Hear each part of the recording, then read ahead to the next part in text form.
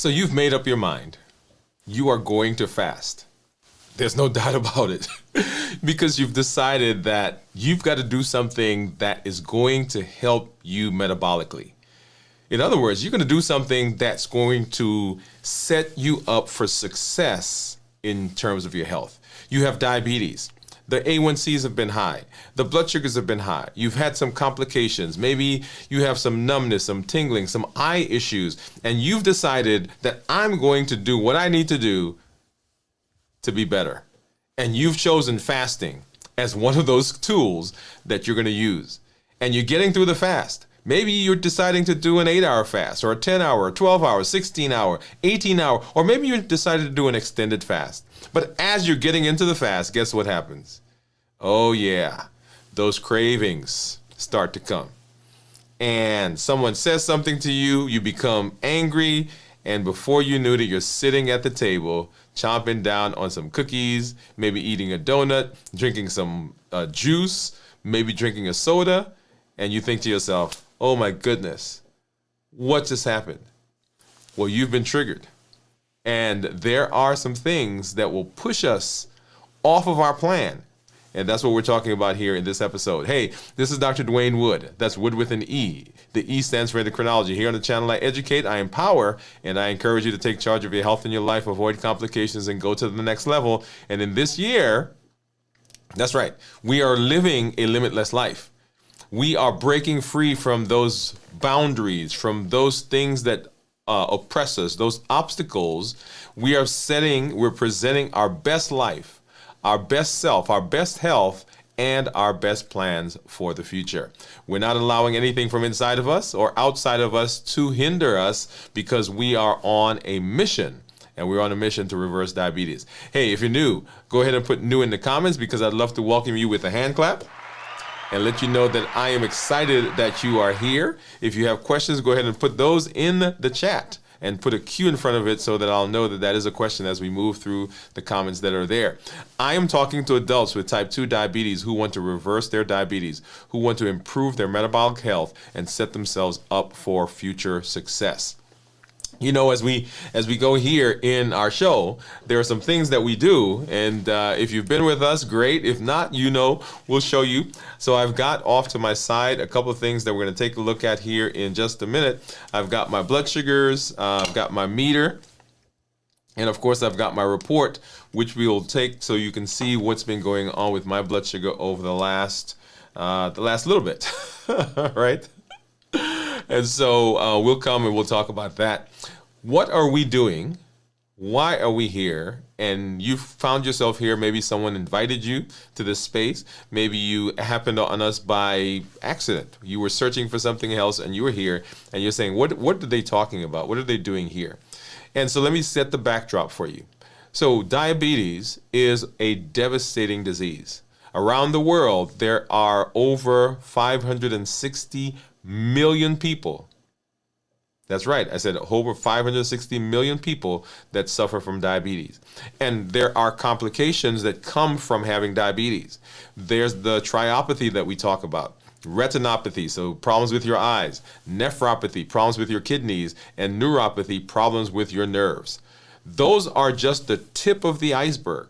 What we often don't say is that those are the most common places that we see complications, but the entire body is actually awash in the high blood sugars. So you can have problems in any part of your body because of high blood sugars. So one of the most common things that we see is men with diabetes who have erectile dysfunction.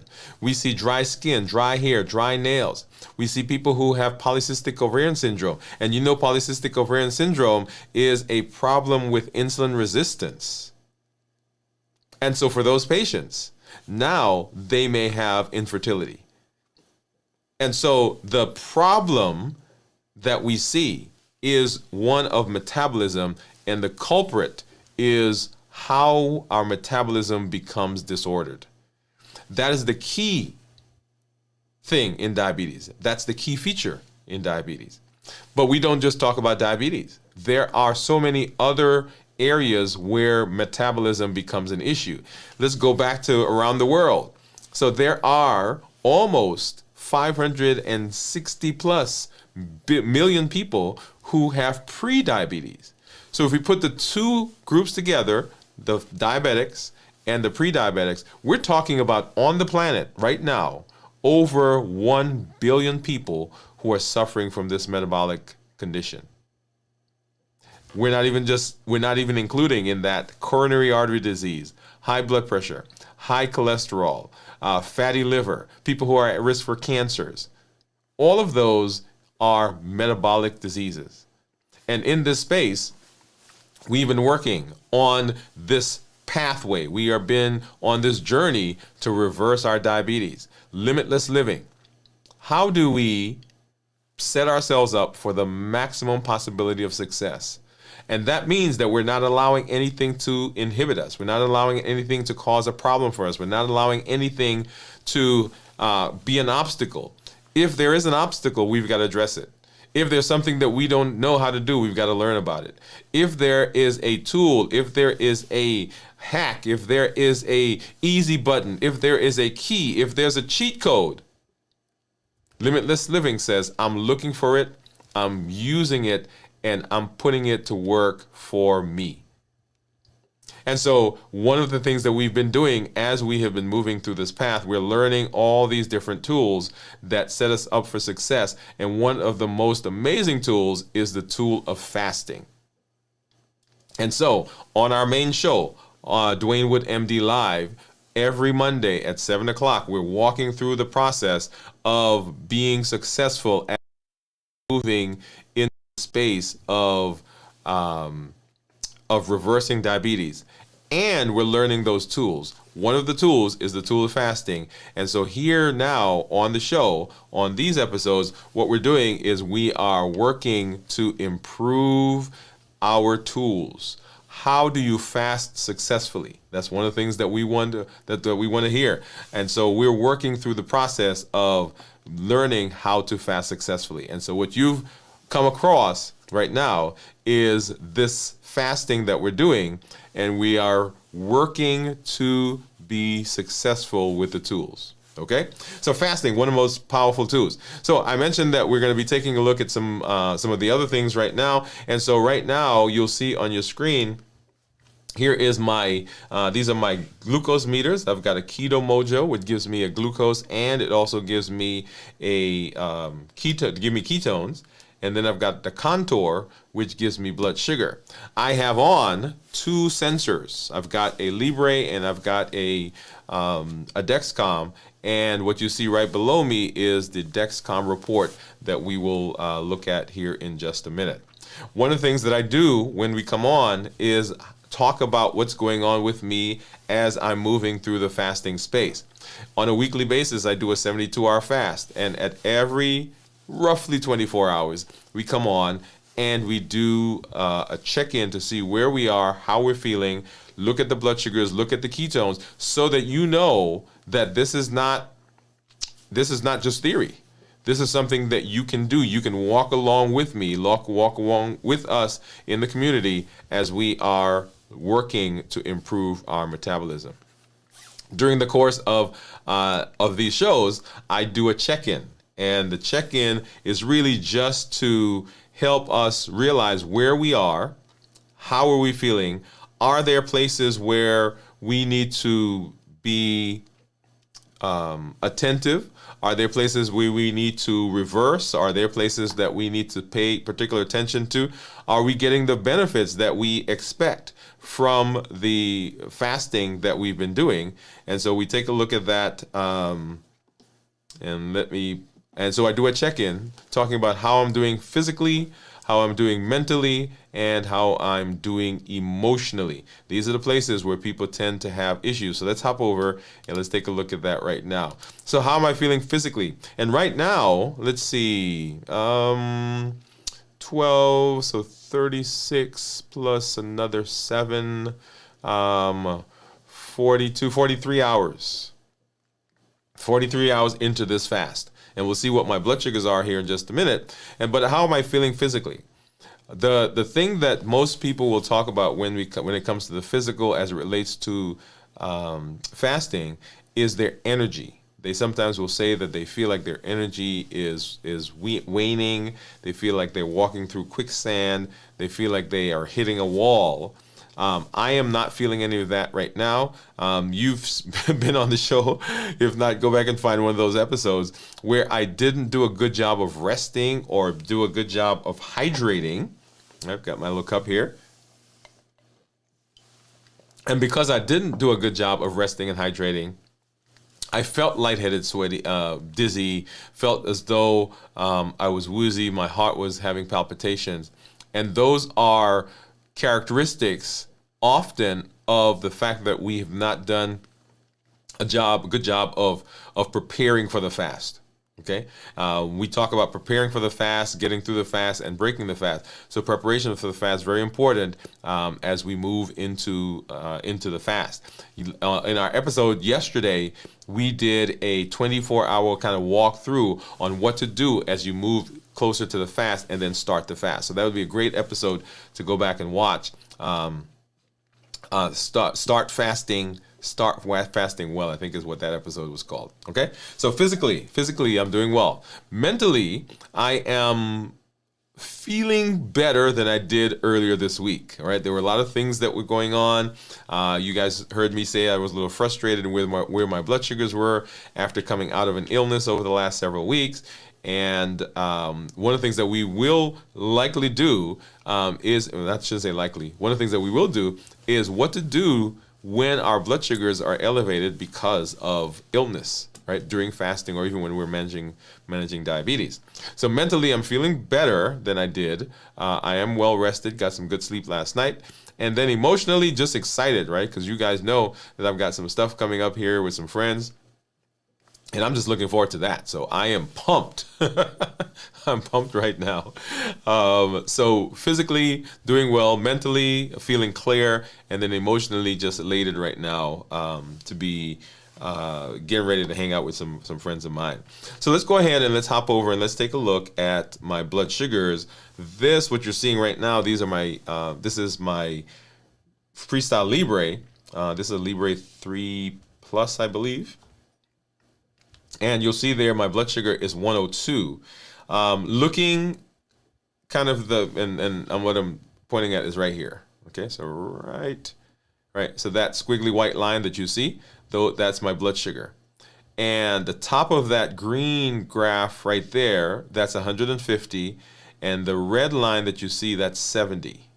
Okay, and so I am, like I said, 43 hours into this week's fast. And what was frustrating to me is that usually my blood sugar at this time is much lower than that. But as I mentioned, over the last several weeks coming out of my illness, my blood sugars have been about 30, sometimes 40 points higher than they have been in the past. And so we'll see that here in a minute when I get to the Dexcom. But you'll see earlier in the day, maybe around 9, 10 o'clock in the morning, because the left part of that graph is 12 midnight, and then all the way up to the right part of the graph is midnight, right? So 12 to 12. And so you'll see there earlier in the morning, probably about 9 o'clock, my blood sugar actually went above 150, which was very frustrating because I hadn't eaten anything at that point. We're talking about 24 plus 6. So we're talking about 30 hours of not eating. Okay, and anyway, so that was one of the things. And then let's go ahead and let's take a look at my Dexcom Clarity, and you'll see something similar there. This one I can actually show you the numbers. So we're talking about being right around 9 o'clock. We were at 170, 180, and as I mentioned, these numbers are about 30 to 40 points higher than I would expect them to be at this point in the fast. So if I go back at 24 hours, right, you'll see right there, right, that's that 9 a.m. that we saw. And look where it came from. So, last night when we did our show, 777, so 140s, and then look at that, right at 6 a.m. this morning, we popped up to the 180s. and then back down, back down, back down to where we are right now. Now you'll notice that there is a difference between the Libre, which is saying 103, and the Dexcom, which is right now saying 130. So even within those, there is a difference in the number. And remember, monitors are allowed to be about 20% different from each other, and that still is considered within the range. So let's go ahead and let's hop over and let's take a look at what my numbers are on the Keto Mojo and the Contour. Okay, so let me grab a strip out for the Contour. Go ahead and get that in right here. And then grab my handy dandy little container. So I've got strips for both. And let's go over to this one. So I've got strips. This is the ketone strip, and then this is the blood sugar strip. So let's go ahead and I'm going to open up. This is the blood sugar. Get that into the monitor. And while I do that, I am still going to go ahead and open up this guy because I don't want to have to stick myself twice. And if you've been around, you know that sometimes that happens if I don't do a good job of getting that stick well or done. And so I'm going to grab one of these lancets. And this is a twister. So let's see, let's go back here. So basically what I'm doing is I'm twisting off the top of this. And in there is that, you see the needle right there.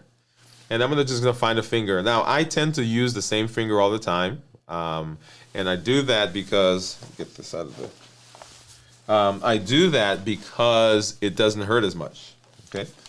I do that because it doesn't hurt as much. And so I'm gonna find a finger and then just boom, boom, boom, and ow, ow, ow, ow. And I'm hoping I'm getting a good, I'll get a good, flow of blood. There we are. So we get that out. Get another, and let those run. And then I'll need to keep this flow going because I need another drop for my, for the Keto Mojo. So you'll see, and even within these, there is a big difference. So the Contour says 118. The Keto Mojo says 142. The Freestyle Libre says 104. So let me go ahead and, I let this dry too long. So I think, I'm gonna have to get another poke. Okay, but that's okay. That's all right.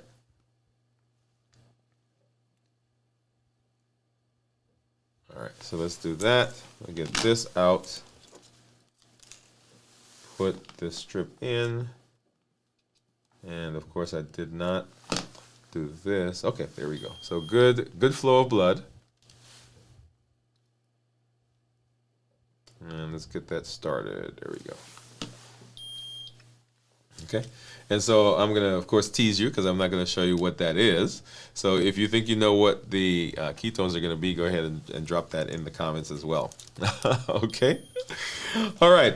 So just we'll come back to that in a minute. So whatever platform you are on right now joining us, whether you are on LinkedIn, Instagram, Twitch, Facebook, and of course here on YouTube, we welcome you to the show.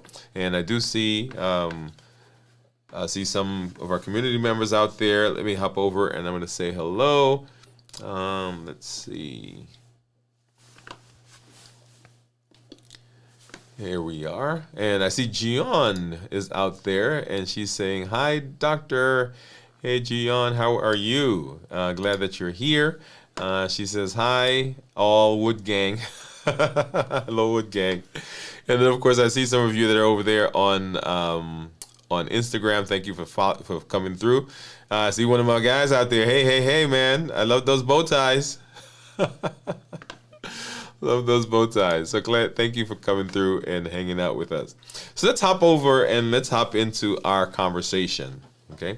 And our conversation right now is about food triggers. And you saw the flyer.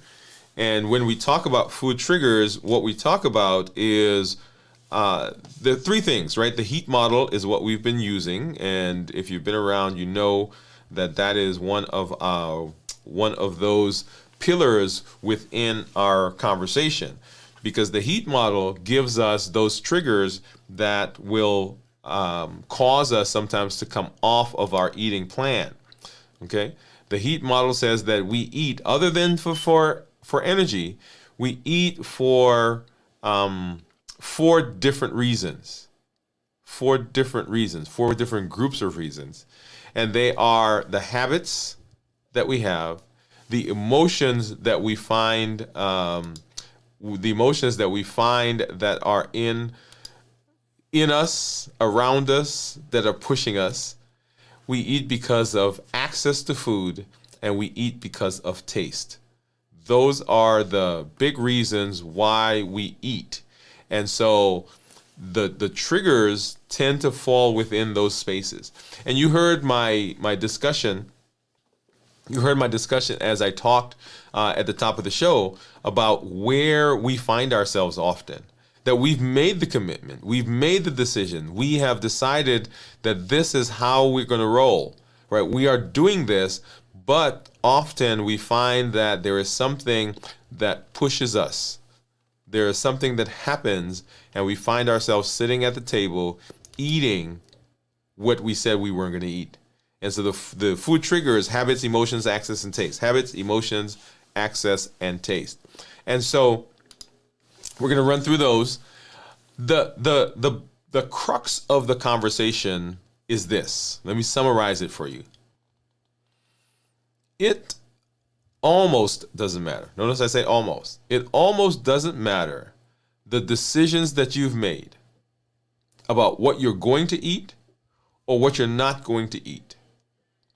If we allow the triggers to become strong enough, to become powerful enough, if we don't have a way of managing them, if we don't have a way of circumventing them, or while we're in the pull of the trigger, if we don't have a way of dealing with it, guess what's going to happen? We are going to eat. Yeah, it's going to happen. And so Limitless Living says that when we think about food triggers, we have to be able to understand for ourselves what our triggers are, understand where they come from, and have in place mechanisms to deal with what happens when we are triggered. So habits, emotions, access, and taste. Habits, emotions, access, and taste. So habits. If you've been following on our 100-day walk to consistency, or if you've been around listening, you'll hear me talk about something called neuroplasticity. And neuroplasticity says that there are these connections, these neurons that happen when we are learning things. So the neurons are always working and always changing. And there are certain things that we do that is almost automatic. There are times when I get into my car to go to work and I show up at work without even realizing, hey, wait a minute, how did I get here? I drove here. I knew, my brain knows the route that I take, and I got in the car, I started the car, and I started driving, and there I was sitting in my parking spot getting ready to walk into the office. That is a routine. That is something that's ingrained in me. I was taking my son to school one day. Yeah, I was taking my son to school one day, and I don't usually take him to school. And so we got in the car, and I got on the road, and now I'm heading supposedly to take him to school. And so he says, "Hey, Daddy, where are we going?" And I said, "What do you mean?" And then I realized I was actually on my way to work and not on the way to school, because I had become accustomed to that. So there are things that we do that are just rote. They're just routine. We don't have to think about it. Something happens and we go into that pathway. The same thing happens with food.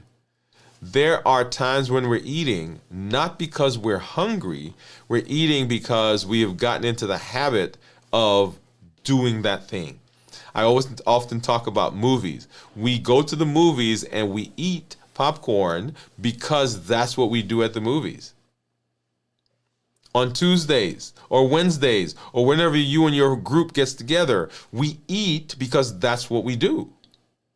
And probably there are times when for some reason the group didn't meet. And at the time when you normally eat, you're like, okay, something just doesn't seem right, right? Because you were expecting to be eating at that time. Movie night at the house. We make popcorn. We maybe make some special dish that we have. People come over, right? Come over to visit. And what do? We cook. Because we've gotten into the routine of doing that. And so we eat often because of habits, because of those routines. During the day, when I'm fasting, one of the most challenging parts of my fast is when I see my team and my family eating. So during lunch, right, I'm seeing patients, and at lunchtime, everybody gets up and they go to the break room, they go down to the cafeteria, they may go out, they may buy something, they come in, and they're all around me and they're eating. And because of that, because of the routine that I've gotten into, then my stomach starts to growl, or my brain starts to say, oh, I want to have that. So we eat because of habits. We eat because of those routines. We also eat because of emotions. When the emotions get strong enough, when the emotions get high enough, the emotions will push through our desire or our decision to not eat something. If we get angry enough, if you get lonely enough, if you get tired enough, if you get frustrated, bored, any of those emotions, and I didn't even list all of the emotions, anytime those emotions become so intense, then they will push through our desire to not eat something or be on a particular plan. I talk to many of our patients or clients who are on GLP-1 receptor agonists. And remember, these are the medications that everybody's talking about that have such a tremendous effect on weight. And we're seeing tremendous benefit from the medications. But there are certain people who come in and they've not lost weight. And the question that I always ask is, if the medication is working, and we're going to assume that it is, right? So maybe there are some people where it doesn't work, but we're going to assume that it is. If the medication is working, why have we not lost weight? And so we begin talking through that process of what's going on. When do we eat? How do we eat? What are we eating? And you know what bubbles up to the top? What bubbles up to the top is that I'm at home by myself and I'm bored. What bubbles up to the top is that I am going through a divorce. What bubbles up to the top is that I am frustrated with my job.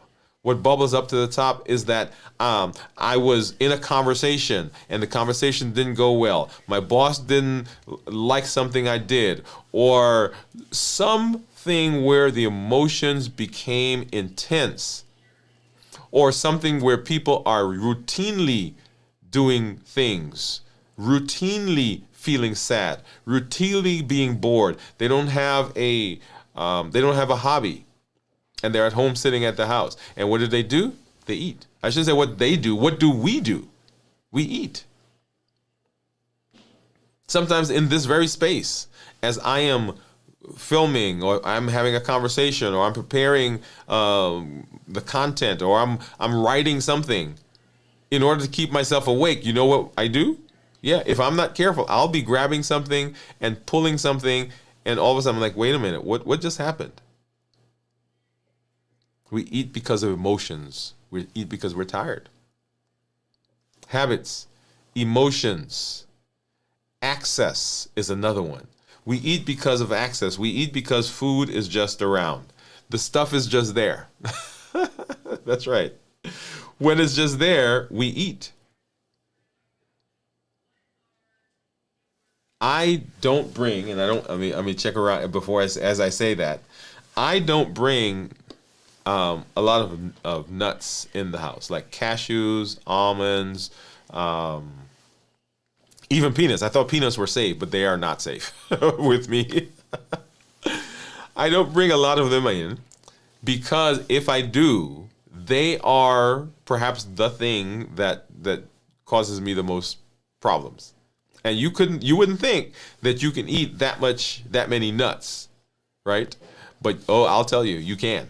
I am proof that you can eat a lot. So let me not just blame it on the nuts. So nuts and cheese, those are my two things. So the reason for that is because I have convinced myself that they are healthier than other things that I could eat. Right? So I'm not eating sandwiches or peanut butter and jelly sandwiches. I'm not eating cookies or candies or chips. I'm eating things, quote unquote, that are healthier for me. So I'm eating nuts because there are those. We got the fiber in it. We've got the protein that's in it, right? There are carbs. We've got depending on the type of nuts, we've got the omega that's in them, right? And with the cheese, there's not a lot of carbs there. And so in my brain, those are healthy things. But if you eat too much of them, guess what? Same idea. And so because they're around, sometimes we eat. Think about being at your job, right? You get up to go somewhere and you walk by that coworker's desk who has the candy tray and you grab one. You're not hungry, but it's there. You get up from watching TV and you're going to the bathroom and you pass by the kitchen or pass by the pantry or pass by the table and there's that bowl of fruits or there are those cookies, there's those crackers, there's that bag of chips. And you grab it simply because it's there, not because you're hungry, because it's in our environment. Habits, emotions, access because things are just there. And then we eat because of taste. We eat because of taste. And taste happens to be one of the more challenging of the four: habits, emotions, access, and taste. Because taste can play into a lot of the others. Often, we remember what something tasted like. We remember what it was like, how we felt when we had it. We remember the comfort and the security of our families as we were growing up when we made that thing. I was talking to someone just today, and I was telling them that whenever I see a foot-long sandwich, a sub, okay, whenever I see a sub, I remember growing up in Brooklyn. I remember going to the corner store, and at that time we now they have the little sub rolls, the little skinny ones, right? It looks almost like a wrap. Oh no. When I say sub, I'm talking about a piece of bread. The length of the bread is like that, right? But the width of the bread is like this. And so on that thing, you lathered up some mayo and some mustard. You put the cheese on it. That's where I get my love for cheese, by the way. You put the cold cuts and you're laying those on. And you put some more cheese, some lettuce, some tomatoes. Put some more cold cuts on. And then you sprinkle a little bit of salt and pepper with some oil and vinegar on top of it. Oh, yeah, you see? Yeah. So when I see a sub, I'm not thinking about that sub. I'm thinking about the subs that I had when I was growing up, of going to the corner store, and the nostalgia that's there comes back. I think about going to my junior high school. I think about the bagels that we ate. And I don't eat a lot of bagels now. Okay? I don't eat a lot of bagels. But when I see a bagel, it reminds me, because every morning on the way to school, we'd stop and get a bagel and cream cheese. That was the thing. And so when I see that, it reminds me of hanging out with my friends, right? There's a little group of us that used to hang out. So all of those things, those memories, are built into the taste. So when I'm eating a sub or I'm eating a bagel, I'm usually not really thinking about the food that's right in front of me. Now, it tastes good, and we'll come to that in a minute, but my mind has gone back. One of the things that I do when I go to New York is I get hot dogs, a hot dog, a slice of pizza, and I get some Chinese food. And it's built into me. So I land and you'll find me there. On the way to my mom's house, you'll find me there. Somebody picks me up and I'll say to them, hey, can we stop off on the way? Right? And it doesn't matter what's going on at the house. My mom could have cooked. But I'm going to stop and get those things. And it took me a while to realize that I was getting those things because those were the things that my dad used to get me. And so when I'm picking up the hot dog and getting the pizza and getting the Chinese food, I'm really not thinking about those things themselves. I'm remembering Dad.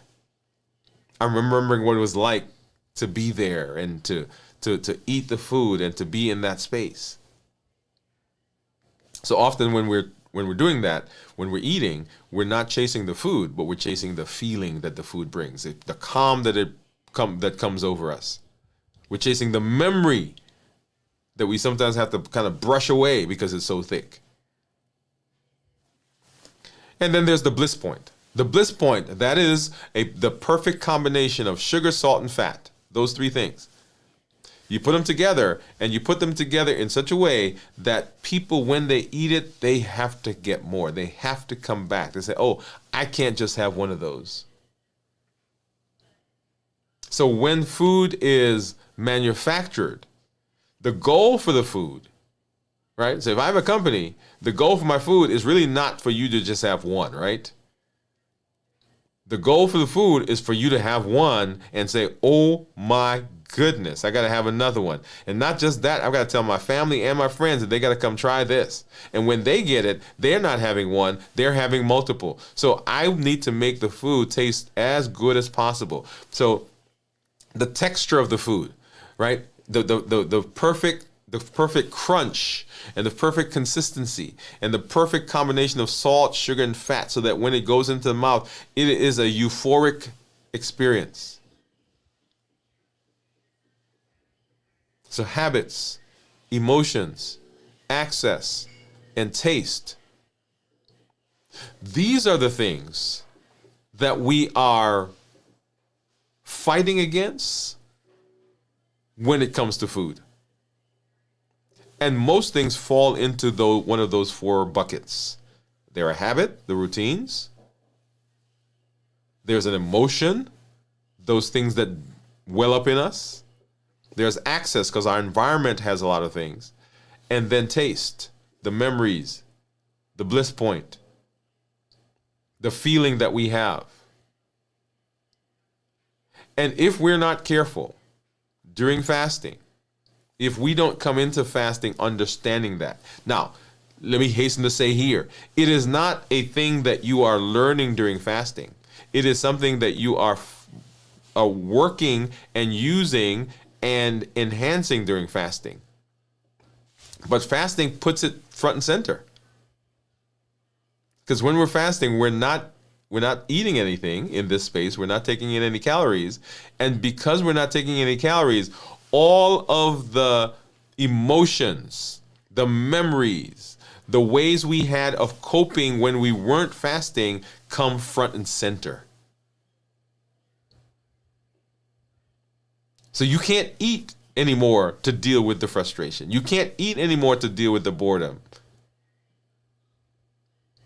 The routine is there, but I can't eat. I don't just fall into that space.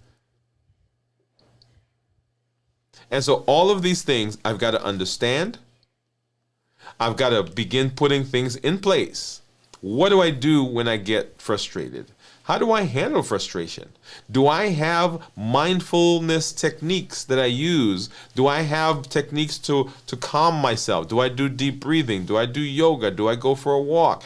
What am I doing to deal with the triggers that are coming?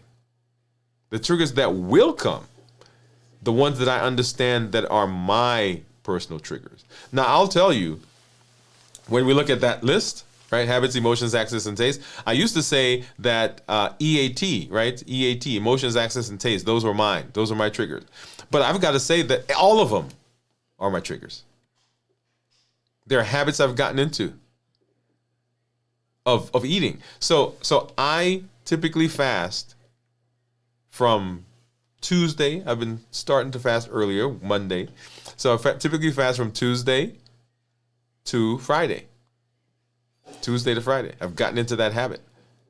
And when I break my fast on Friday, I have from Friday night, Saturday, Sunday, Monday.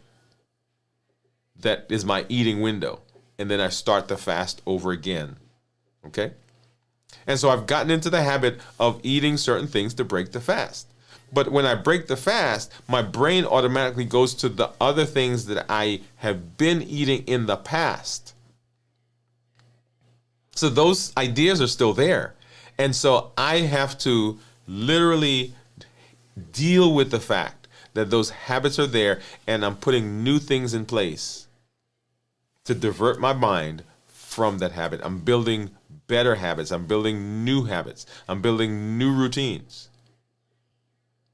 Emotions. And you all have seen emotions here with me on the show. When we were going away last summer, and there was all the preparation that was going into that process, and I began feeling almost jittery, and realizing, oh man, the stress levels are going up, and having to go and walk to burn off some of that cortisol that was building up in me. Right? So putting things in place, understanding that those emotions are there. And then access, as I mentioned, I try not to, don't bring certain things in here. Because if I bring it, I'm going to eat it. I bought when you go to the big box stores, you can get like 1 million peanuts or 1 million cashews for $2. I'm just exaggerating with the cost, but you get the idea, right? You get the big thing. And I went out and I bought some cashews. Yeah, I bought one, and it was in the car. And my son said to me, either he said to me or I said to him, "I can't take these in the house." And he said, "Oh, why?" Yeah, he said, "Why can't you take them in the house?" I said, "Because if I take them in the house, I'm going to eat them." And so they were in the car, and I got in the car, I'd get a handful, I'd eat it, and done. And come in the house, not an issue. But there are all these things around us in our environment that can push. And then the taste, the memories that come. I had to come to grips with the fact that I missed my dad.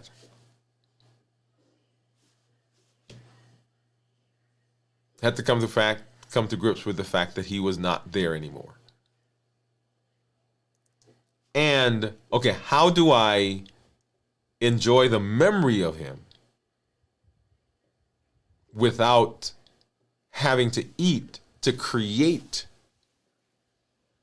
that memory or create that feeling, when I know what I was doing to create the feeling, the food, may cause an issue? Now, you're sitting there and you're thinking, wait a minute, is eating a hot dog bad? Is eating pizza bad? Is eating Chinese food bad? No.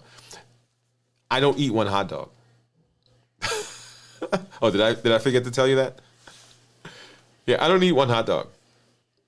So it's a hot dog and then another hot dog and then maybe a sausage and then the pizza and then the Chinese food. So notice, it's not. So if I go and I grab a hot dog, people say, "Oh, that's not a problem," but that's not how I function. That's not how we function when it comes to food. It is, I'm creating that experience, and that experience involves, right, the rituals, right? We build those rituals in. And so how do I have the experience? How do I honor my dad? How do I remember him without buffering, without turning to that buffering behavior? And that is where we need to be when it comes to the taste. Because it's going to bring back the memory. is going to remind us. It is going to calm us. When we eat chocolate, guess what? Chocolate will calm you down. You get that burst of energy. It kind of settles the cortisol level. But guess what happens when the chocolate gets dissolved and it gets absorbed? The blood sugars spike. The insulin goes up. The insulin makes you hungry, makes you crave, and then the insulin causes the blood sugars to start going down. And when it starts going down, we feel like we got to eat again to bring it up. So we get those cravings. Okay? So there's that cycle that we get into. So number one, understanding that there are these things that can happen during fasting. Understanding what our triggers are. Is it habit? Is it emotion? Is it an access issue? Is it a taste issue? And then begin working through each of your triggers and putting things in place that will help you deal with them. Remember the COPE model? Right? Remember the COPE model? We clarify, we observe, we pause, and we execute. We pause. The pause helps us to evaluate. It helps us to say, okay, what really is going on?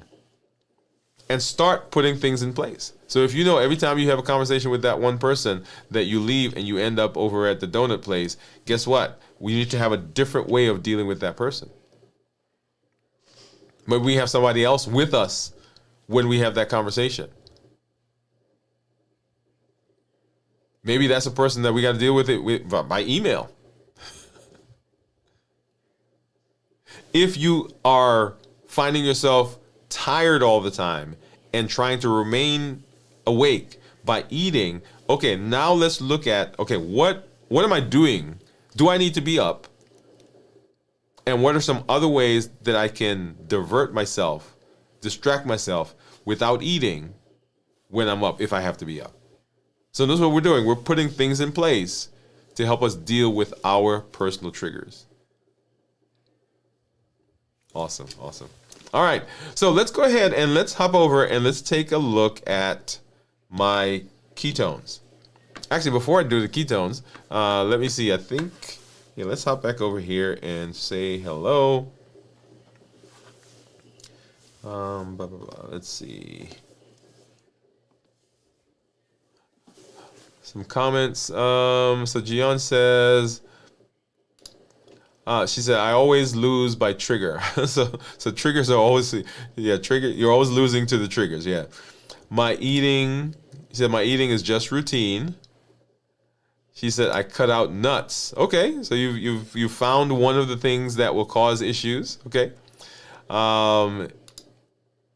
She said, eating is not simple. No, it is not.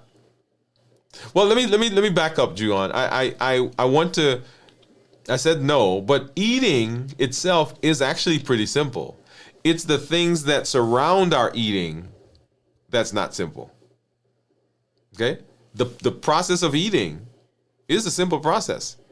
It gives our body energy, and the body knows that, and that's what we do. So when we're hungry, we will eat. But there are all these different things that we've attached to food and attached to the socialization of food, and that's where the complexity comes in. Okay, so good comment. Good comment. I like it. Just wanted to modify that a little bit. So Gian says that she thinks that my ketones are going to be 0.7, and so let's see. So 44 hours into the, well, it was 43 when we checked it. Right now it's about 40, just approaching 44 hours. And she says, here's a question. She said, Doctor, how do you have your fasting so far? Gian, ask that a little differently for me. So how are you asking how I'm feeling during my fasting? And so this goes back to the check-in that I did a little bit earlier. And let's see, where is that? So when I did the check-in, I talked about how I'm feeling physically, mentally, and emotionally. And so for this fast, I'm actually doing pretty good in all of those three. Now, in terms of the food, right? And I think maybe now that I'm thinking about your question,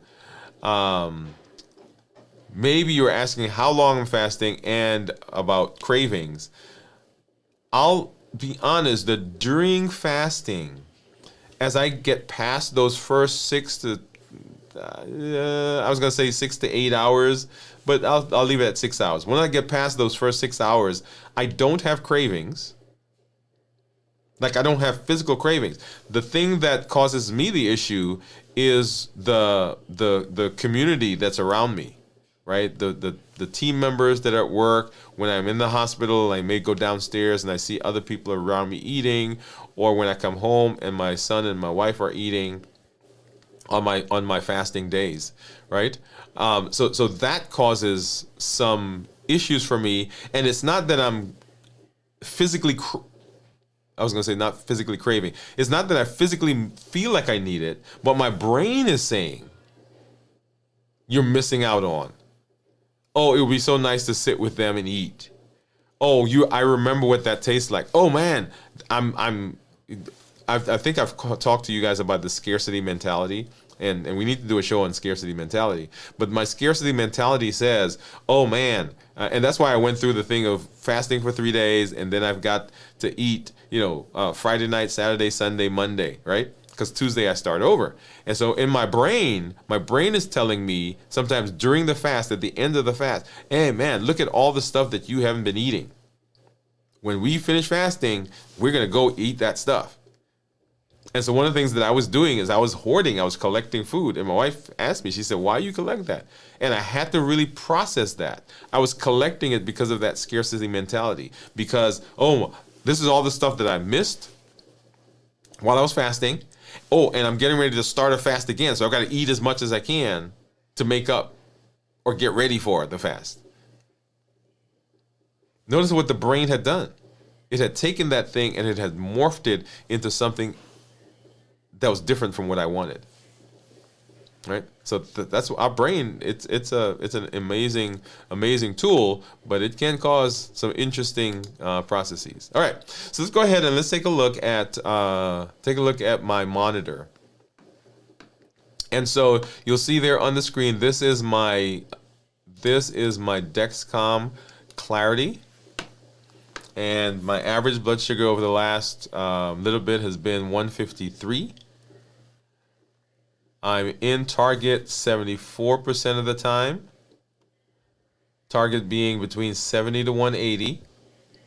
And this number really, I think, I shouldn't say I think, but you remember I said that my blood sugars are on average probably about 30 to 40 points higher than they have been over the last month, and actually now a little bit over a month, and still kind of struggling to get those back to the range. After being ill, and my glucose management indicator, which is a surrogate for A1C, right now is 7.0. Okay, so that number I don't like.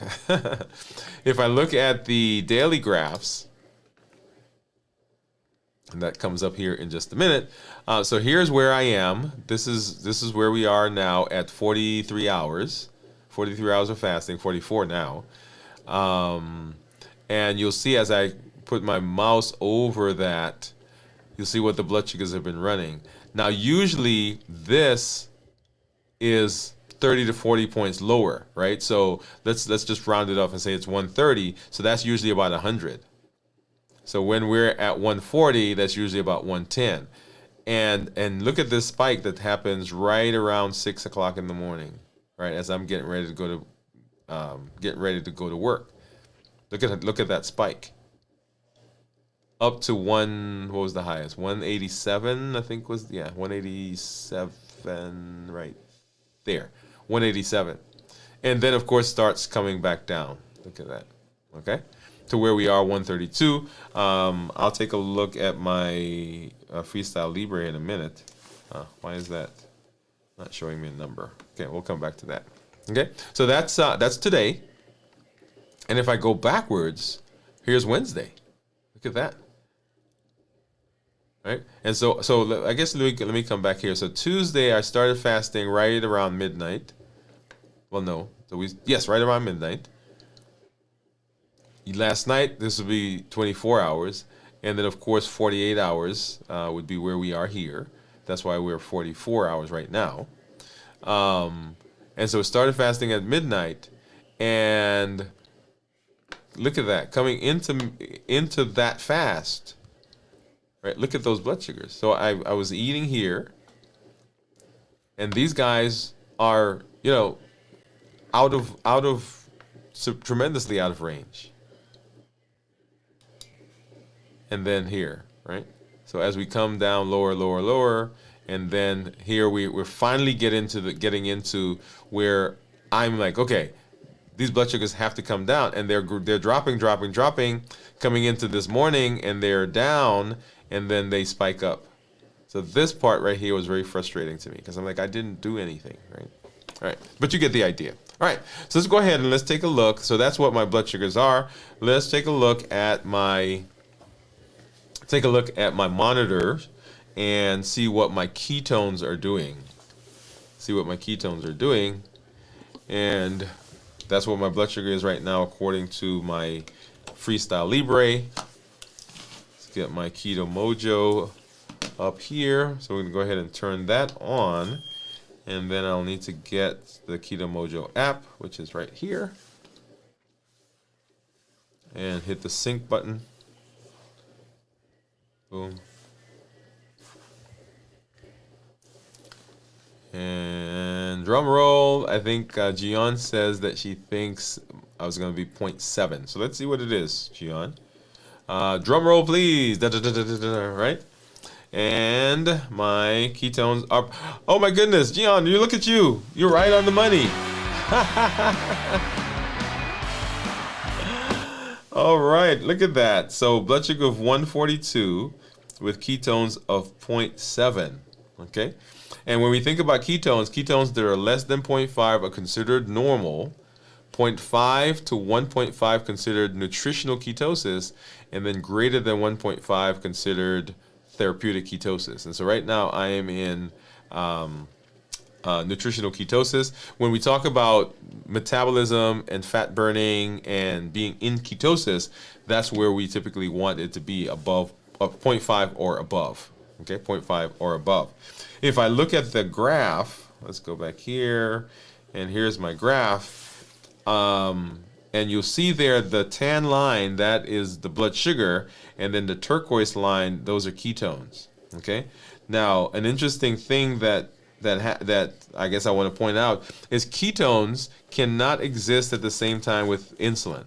So when insulin comes out, ketones have to go away. So when the blood sugar rises, when the blood sugar goes up, insulin comes out to deal with the blood sugar, and when it does that, then the ketones begin going down.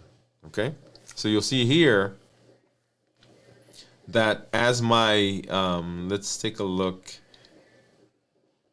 Let's do this one, right? So ketones, blood sugar 138, ketones of 0.2, and then as the blood sugar is dropping, the ketones are rising. So blood sugar is 118, went from 138 to 118, dropped 20 points, and ketones went from 0.2 up to 0.4. Okay, and then this is a kind of a weird one, right? Because the blood sugar went up, but the ketones went up as well. So that's interesting. Okay, so you get the idea. So the ketones and the insulin can't exist in the same space. So we'll see, and we'll come back and do more as we continue our discussion as we go through the season of where we are, what the blood sugars are, what the ketones are. So if you are fasting, if you're out there, one of the things that I tell people, I want you to make sure that you're monitoring. Make sure you're monitoring blood sugars and monitoring ketones, because that helps you know what food, what activities are doing to your body. Okay? Awesome. All right, and then let's see. Gion said, oh, yes, so you were asking about the number of hours. Yeah, so I'm 44 hours. She said, I get it. You're fasting the 44 hours. Yes. She said, I decided as long as I can push through. Okay. I decided on fasting as long as I can push through. All right. I hope your blood get calm. So yeah, I hope so. I hope so, Gian. So so she said, wow, I got Dr. Ketone number first time. Yes, you did. You got that. I'm gonna give you another hand clap for that. Good job. Good job. I love it. Okay. All right. So remember that we are all working to reverse our diabetes. The thing that we're doing is moving ourselves in a space that sets us up for the maximum possibility of success. And that's all built on our Triple E formula for success. Here on the channel, we educate. We educate with the podcast, with the blogs, with the handouts, with the show that we're on. We're educating because it's giving a change in perspective. We're giving a mindset shift. We are enhancing our concept that we can be different, a growth mindset. We can be different than we are. Understand that we have unlimited potential, right? Limitless Living says we have unlimited potential. We educate, we empower with the tools that we learn as we're moving through fasting. What is fasting doing for us? How do we use fasting? How do we put a meal together? What are the benefits of the different types of foods? Remember, balanced bites, right? We're fueling our bodies with those things that send the correct signals to each of our cells that says, hey, I'm going to be metabolically healthy. Metabolism is the place where we have disordered function. And so our goal is to right that metabolic ship. We educate, we empower, and then we encourage with the amazing community that you are part of. If you've not joined our community membership, make sure you do that. You get additional resources. There are videos that we do members only. We have our community meetup that happens once a month on the the fourth Thursday of the month. We have our community support that you can log in, ask questions, and begin working with each other. Maybe you need a fasting partner. Maybe you need somebody to come alongside and help you as you're moving through that you can ask questions to. That's a great place for that, right? So we educate, we empower, and we encourage as we move through this space. Remember that you have limitless ability. We're not allowing anything to hinder us. We are presenting our best self, our best health, and our best plans for our lives. We're breaking free. We're not allowing anything from outside or anything from inside to interfere with what we're doing, to put an obstacle in our place, because we want to be metabolically healthy. We want to reverse our diabetes. I'm always happy when I'm here with you. I'm always glad that we are able to spend time together. I'm going to go ahead and drop this link, and I didn't do that earlier, into our community area. And if you're out there, just hop on. We can chat it up for a little while. Let's see. Let's just drop this into the comments. And love to see you. Love to see you over there. Any of our community members. Make sure that you're joining us for our 100-day walk to consistency. That you will see that is currently going on. We are on day number 30, by the way. Make sure that you get there. Now, our show. So tomorrow we won't have a live show. We won't have our next live show until the 10th of this month, okay? We won't have a live show until the 10th of this month, but we will have resources here available. Make sure you come on, hang out. You may see some things from me as I post around the social space. But we will have our video from the vault on Saturday at 9 p.m. Central. We will have our This Week in Review, 6 a.m. on Sunday Central, and then we'll be back on the 10th for Dwain Woode MD Live. I look forward to hanging out with you. Hey, this is Dr. Dwain Woode. That's Wood with an E. The E stands for endocrinology. Here on the channel, I educate, I empower, and I encourage you to take charge of your health and your life, avoid complications, and go to the next level. And we are breaking free. We are presenting our best self, our best health, our best life, and we're not allowing anything from outside or inside to hinder us. Thank you for being here. We'll see you at our next show. Have a great evening. Good night, everybody.